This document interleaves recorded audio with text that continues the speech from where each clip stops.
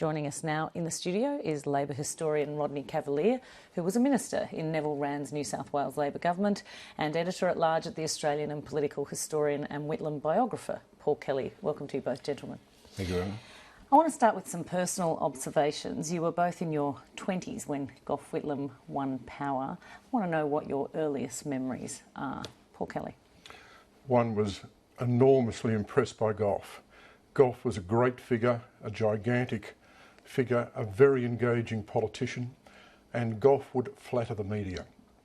Gough was very discerning and very selective in his approach to the journalists, and there's no doubt at all, both before the 1972 election and in the first 18 months or 2 years of the Whitlam government, he enjoyed a very, very successful media. So to a certain extent, I think it's fair to say there was a love affair between much of the press gallery on the one hand and Gough Whitlam on the other, and that was to Gough's great benefit, of course. What happened after 18 months? Well, of course, the government got into difficulty. Things got more troubled. The media, the journalists began to criticise the Prime Minister. So relations to a certain extent got frosty. But I think it's also true to say that the Whitlam magnetic appeal always remained. And even when things went bad for the government, particularly in 1975, this was a very polarised, bitter and turbulent period. And the Fraser opposition contemplated blocking supply and then decided to block supply. Now, that became the divisive issue, and many of the journalists, in terms of the issue of blocking supply, were very much for Whitlam and against Fraser. And we'll talk more about that shortly, but first, for these early observations, tell us, Rodney Cavalier, what do you remember? Well, I remember as a young party member joining the party at 19. If anything, I was a supporter of Jim Cairns. Not if anything, I was definitely a supporter of Jim Cairns, as were a very large number of people. We thought Gough was a meritocratic backslider, a bourgeois constitutionalist. We had all the phrases to explain why Gough wasn't going to work out. But Gough took all of that on intellectually and organisationally, and he did it inside the processes of the Labor Party. He had a profound respect for Labor tradition, processes, forms, as he did for the Australian Constitution. And during the course of the period after 67, when he won critically the right of the parliamentary leadership to be delegates by right of office to the federal conference, as it then was, the 69 conference, where he had a real say, was the beginning of the modernisation of the party in terms of policy. And I think that's when he won the hearts and minds of virtually everyone in the party, myself most definitely included. And in fact, you wrote an anecdote today about a lunch you shared with Gough Whitlam. Can you share that anecdote with our audience? Certainly, Emma. I had the privilege of serving on the Senate of the University of Sydney with Gough. I'd like to think I got him there by talking to the then Minister for Education. And Peter Walensky and I had become friends through that, and we would go to different restaurants around Sydney. Gough knew the restaurants of Sydney exceptionally well, and one of them was the Macquarie Inn in Macquarie Street. When it was over, and of course wherever we went, whatever establishment, Gough's presence caused comment with staff and with those otherwise dining. It was over, a waiter introduced himself to Gough, named his mother and father and Penalla, and did Gough remember.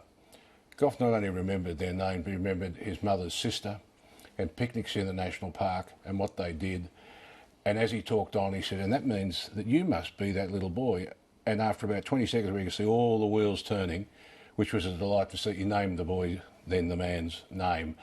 And his eyes were moist, as you might expect, because I suspect, as one does, if you know Gough Whitlam, you boast about it. And Gough affirmed that he actually knew him. It was your old boss, Rodney Cavalier, Neville Wran, who said of Gough Whitlam that he found Sydney, Melbourne and Brisbane unsewered and left them fully flushed. What did Gough represent for his Labor colleagues? Oh, well, in one sense, he obviously represented an instrument for victory, but he was a fount of ideas. And you look at the legislation, the broad program of the Whitlam government, you can track it back. Well, when Gough was leaving the RAAF, 1947, the Powers referendum, when he enters the Parliament in 52, he starts to seize every opportunity, every lecture and set piece occasion to outline a view the Commonwealth had to be involved in schools, hospitals, cities, areas the Commonwealth had never previously trespassed, used Section 96, tied grants under the Constitution. And if the states didn't have the funds, and the states didn't and still don't because of the way in which we collect taxes, then the Commonwealth had to come to the rescue. And under Gough, they did. And the most obvious tangible thing, which any number of people will say, is the providing of sewage to the outer suburbs of the major cities. Now, the 1969 election really set him up, I guess, for his victory in 72. What was the significance, Paul Kelly, of that 69 election in terms of his eventual win? Well, the 1969 election, the famous Don's Party election, that saw the greatest swing to the opposition in Australian history. And that proved that Whitlam was a great vote winner. That proved that Whitlam was riding the new surge of popular opinion and electoral support, that he had captured the mood of the time. And what it meant, of course, was that after the 1969 election, there was this powerful sense all through the political community that Whitlam would win in 72. There was this great sense of expectation about a Whitlam victory, and particularly on the part of the media and many of the journals. So 69 really set up 1972. Except that, of course, we lived through 61 and before our time, 1954, when Labor got huge swings and then did not go on to win. One of the major differences, we went up against Menzies, and the Libs panicked and dropped John Gorton to bring in Billy McMahon, who I used to say was the worst Prime Minister we've had. I've revised that view in recent years. Well, what a contest. Billy McMahon against Gough Whitlam. Yeah. They said of Billy McMahon, didn't they, that he was unelectable? Yet, well, that was certainly an understatement. But yet he went within 9 seats. This is part of the problem. That instead of having the emphatic smashing victory that Bob Hawke achieved, that Kevin Rudd achieved, we didn't get it. It was a limping victory. And it left a sense that the government wasn't quite illegitimate. It's well put by Reg Withers, that owing to an aberration in Sydney and Melbourne, Australia woke up with a Labor government that had no real claim to govern the nation. That mindset didn't leave the coalition during their 3 years in opposition. Now, the other milestone on the way to becoming Prime Minister was actually reforming the Labor Party. I think it was pretty much considered to be a party of protest before Gough came along. How critical was that to his political success, Paul Kelly? It was absolutely fundamental. I mean, Gough saved the Labor Party. I mean, he reformed the party, and this was the first great agenda item, reforming the party. And relations between Whitlam and his own party were very turbulent. It was a very, very divided party. We saw at one stage Whitlam resign as leader. Jim Cairns contested the leadership again against Whitlam. Whitlam just won. He was nearly expelled at one time by the ALP National Executive on the issue of state aid. So the entire Whitlam framework, the entire Whitlam agenda was built on reforming the party. After he reformed the party, then he moved ahead with the program. But everything depended on party reform.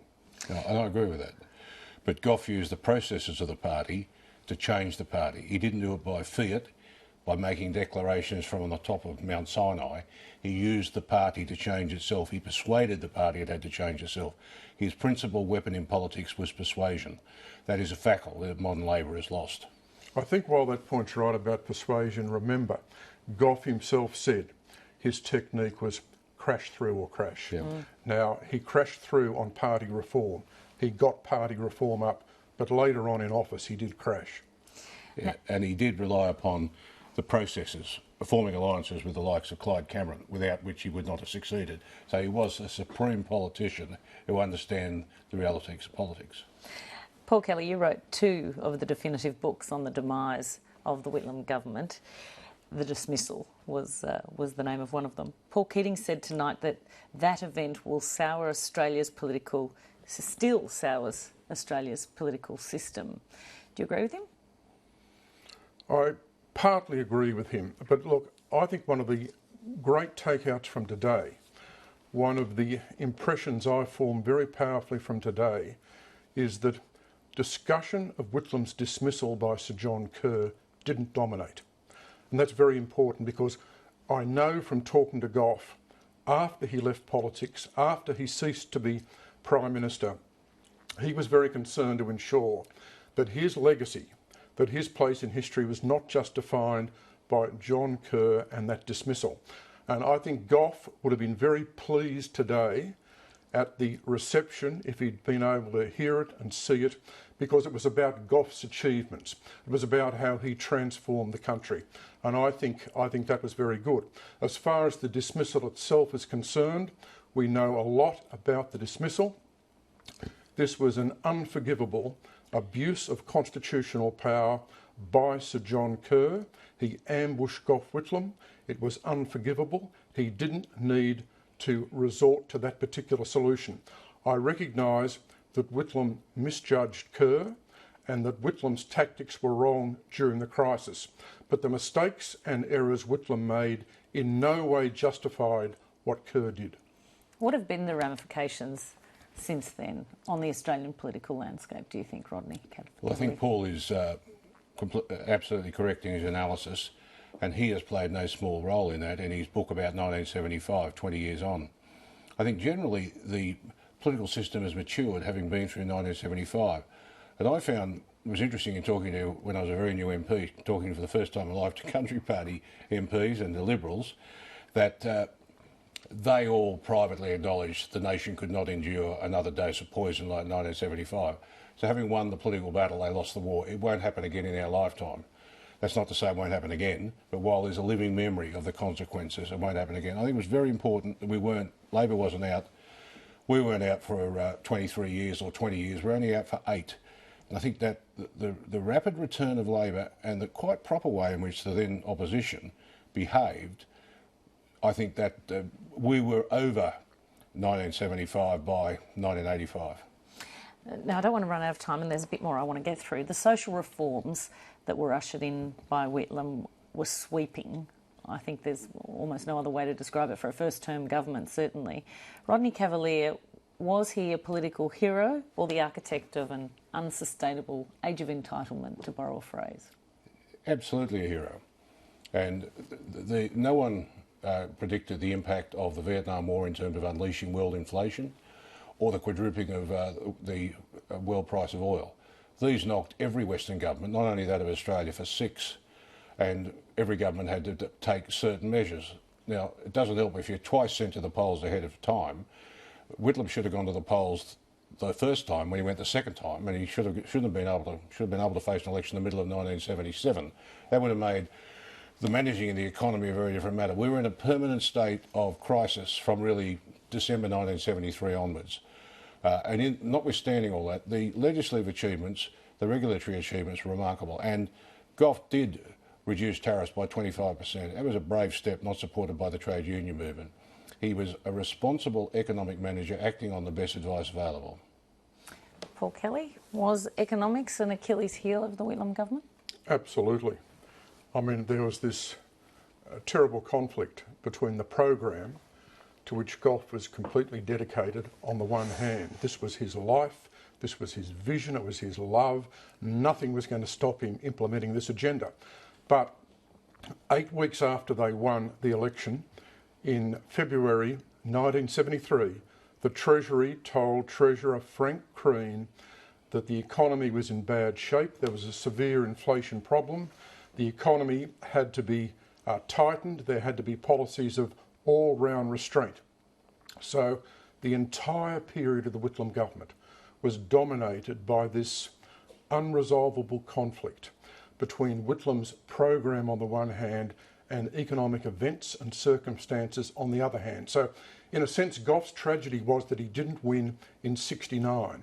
Then he would have had 3 or 4 years of growth. But what happened was that the Whitlam government was elected based on this agenda of ongoing economic growth, post-war growth. But of course, that whole phase of world economic history ended around about the middle of 1973. So in that sense, that is the great Whitlam tragedy. And that was a contestable point at the time. Paul is, of course, completely correct, but that was seriously contested at the time. And what Gough was terrified of was being another Scullin who allowed advice from the Treasury to sink his program, and that wasn't going to happen. I've got one last question for both of you. Gough Whitlam fought 5 general elections and 2 half-Senate elections. Are we ever likely to see that kind of political endurance in a leader of either persuasion again, Rodney Cavalier? Well, I seem to remember that John Howard was pretty enduring. We tend not to have half-cent elections anymore. That's one of the reasons we don't have so many elections. Of course, Gough brought the party back from a serious rout in 1966, which was then the beginning of the 17 years out, going to become 20. Books were being written about whether Labor would survive. It's worth noting that this crisis that Arthur handed over to Gough, Labor polled in 1966 just over 40%.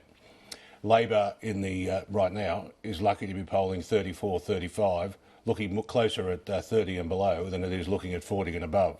So crisis, existential sense of what on earth we are is relative. We knew where we were in 66 and we knew where we were in 69 and through the Whitlam period. I'll leave it to your viewers to ponder whether we know where we are in 2014. On the wider question, Paul Kelly, of endurance and I guess resilience in a leader, I mean, who would have imagined that they'd still have him there for the election in 77? Well, that's right. But of course, this point about political crisis, we had 3 elections in 3 years. Whitlam winning in late 72. Then we found that the opposition threatened to block supply. Whitlam called a double dissolution for May 1974, won that, had a joint sitting to get the bills through. Then, of course, we had a prolonged crisis leading to the 1975 dismissal of the government and the double dissolution that Malcolm Fraser won. So this was a period of political and permanent constitutional stress, where the powers of the Senate were being invoked all the time against the Whitlam government, not just to defeat legislation, but then the powers of the Senate in terms of blocking supply to force an election. So what this demonstrates was the profound division in the country, the hostility of the Liberal National Party coalition towards Whitlam.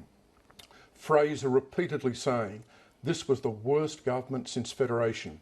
And bear in mind, Malcolm Fraser has never walked away from his decision to block the budget in 1975. He's always said that was the right decision. So essentially, this was a period of tremendous conflict and division. I hope we don't see any return in this country in the future to those sort of divisions we saw in the early 1970s. And on that note, unfortunately, we need to leave it there. Thank you both very much, Paul Kelly, Rodney Cavalier. Thank you, Emma.